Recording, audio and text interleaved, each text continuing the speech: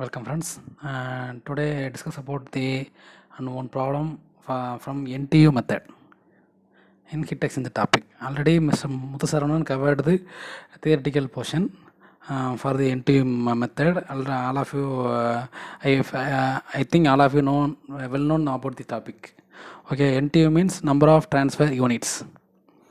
Okay, it is a very most or vast method for analyzing the heat exchanger. It is a more realistic methods also. Okay, and the procedure and formulas and other things are explained by the Mr. Muthusaravan already. Then I directly go to the problem. Okay, today's problem also a typical problem. The problem is the condenser of a large steam power plant is a heat exchanger in which steam is condensed to liquid water. Assume the condenser to be shell and tube heat exchanger consisting of a single shell and 30,000 tubes, each executing two passes. The tubes are often of thin wall construction with the diameter 25 mm and steam condenses on their outer surface with an associated convection coefficient of H0 is 11,000 watt per meter square Kelvin. The heat transfer rate must be affected by the exchanger is Q equal to 2 into the power 9 watts, and this is accomplished by passing cooling water through the tube at a rate of 3 into the power 4 kg per second. For flow rate per tube is 1 kg per second. Then the water enters at 20 degrees Celsius while the steam condenses at 50 degrees Celsius. What is the temperature of cooling water emerging from the condenser? What is the required tube length per pass? Okay, which is the problem here. The heat exchanger is a shell and tube heat exchanger type. Already the Muthusaravanan covered the types of heat exchangers and explain about the shell and tube heat exchanger. In shell and tube heat exchanger, we have one shell, and through the shell we inserted some tubes. Therefore, we have two flows. Through shell we have one flow. Through tube we have one flow. Here we can see a condenser in a large steam power plant. Here the condenser steam is condensed through the heat exchanger. It is application with the help of cooling water. Okay, the cooling water enters the condenser at 20 Celsius and leaves the condenser. Temperature is unknown, and the steam condensing temperature is 50 degrees Celsius. This means condensation process temperature becomes constant. Already all of us know. Okay, then here they also giving outside heat transfer coefficient, which means shell side heat transfer coefficient they are giving and directly giving, and tube side heat transfer coefficient we have to calculate. Then with the help of shell side and tube side heat transfer we have calculate the overall heat transfer. Explained similarly in previous problem. Okay, and the heat transfer capacity of the condenser is 210 to the power 9 watts, and all of you known as single pass, double pass, which is the pass of a heat exchanger. Pass means the row arrangement of a tubes. Okay, here we have two pass heat exchanger, and per pass we have 15,000 tubes. Overall tubes 30 tubes. Per pass calculation we have 15,000 tubes. Okay, the calculatable values are the length of the tube per pass and outlet temperature of cooling water. These are the calculatable values. Okay, then we directly go to the problem. First solution. Known things are heat exchanger consisting of single shell and 30,000 tubes with 2 pass each. Okay, then per pass we have 15,000 tubes. Then finding values are outlet temperature of cooling water, tube length per pass to achieve required heat transfer. Okay, then the schematics are, it is a 2 pass shell and tube heat exchanger. The schematic is very clearly on outer surface shell, which is the hot fluid, the condensing liquid inlet and condensing liquid outlet, and mass of hot fluid, and through tubes, which is means U tube means 2 pass. Your water enters and leaves cold fluid inlet and cold fluid outlet. In it means single pass means the fluid inlet is one side and fluid outlet is another side. But in the case of two pass, we have inlet and outlet is the same side.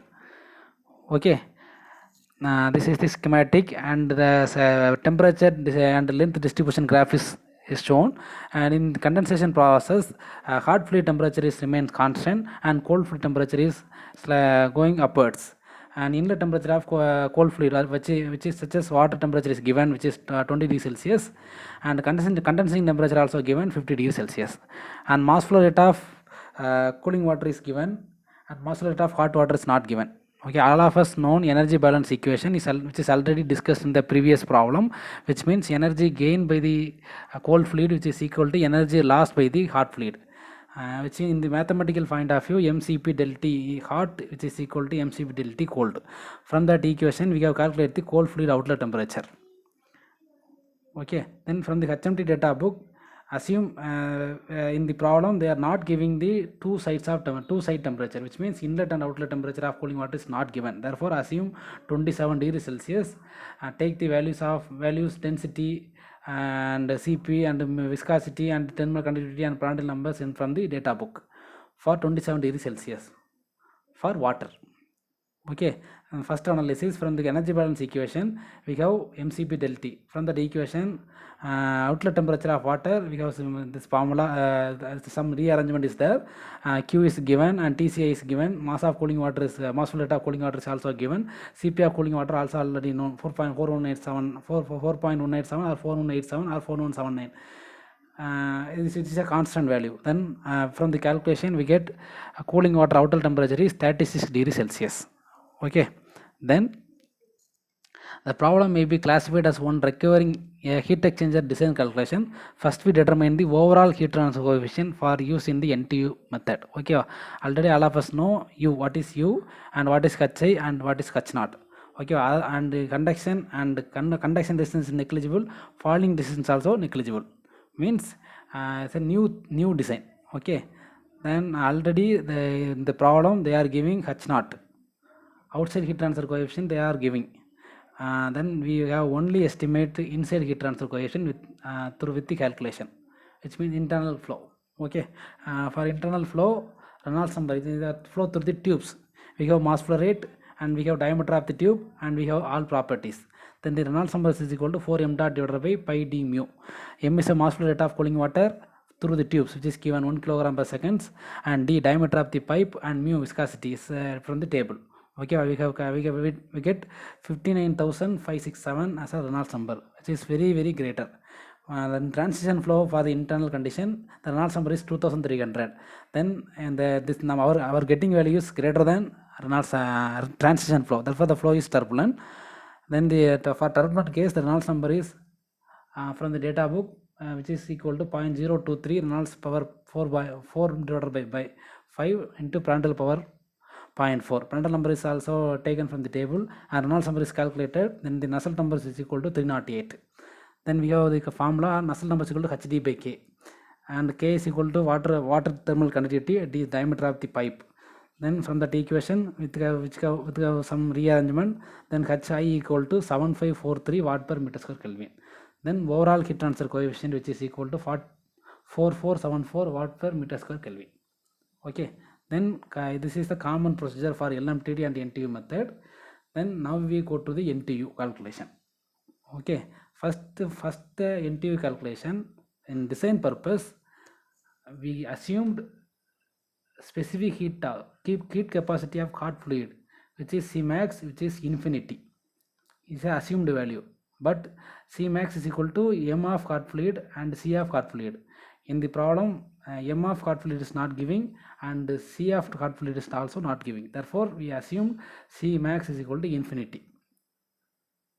Then C minimum, which is the cold fluid side, mass of cold fluid as well, water flow rate is given, and CPC is also given, which is for full tubes, 30,000 tubes.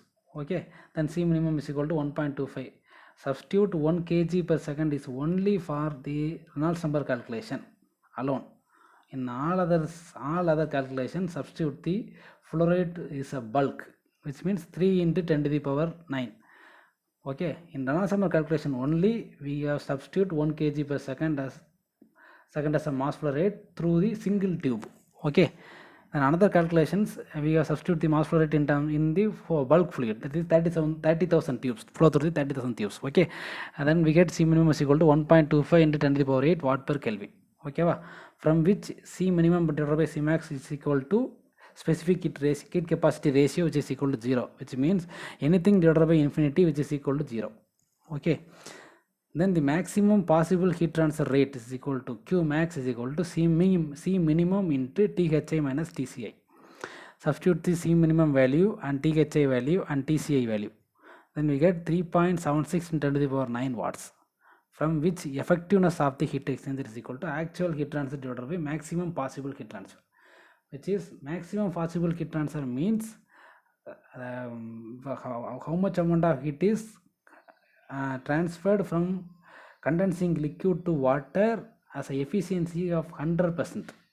Therefore, the maximum is which is equal to C minimum, not C max. Okay, maximum possible heat transfer, the formula is C minimum into THI minus TCI. Okay, not C max. Okay, from that formula we get 3.76 in 10 to the power 9 watts. Then effectiveness of the heat exchanger, already what is effectiveness is already all of you know. Therefore, I can directly go to the formula. The effectiveness is equal to actual heat transfer divided by maximum possible heat transfer. Actual heat transfer is given in the problem. Maximum possible heat transfer is previously we have calculated. Then the effectiveness is equal to 0.532. Then from the graph we have take 2 pass single shell. Okay, assume we have take single shell 2 pass is left hand side, then second right hand side diagram is 2 shell 4 pass. Okay, then our problem we are assuming single shell 2 pass diagram.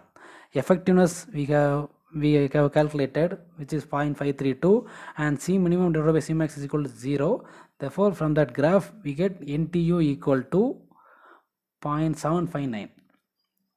Okay, then the number of transfer unit formula is equal to number of transfers formulas is equal to UA by C minimum, which is the formula for number of transfer units.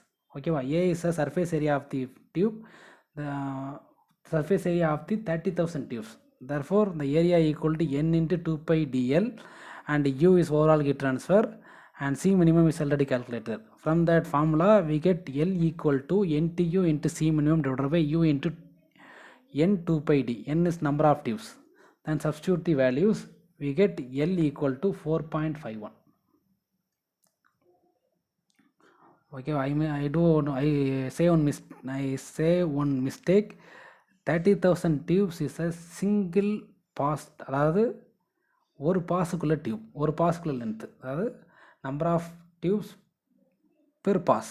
ஓகேவா, அப்போ இந்த problem they are giving 2 passes. Therefore, per pass 30,000, not a 15,000.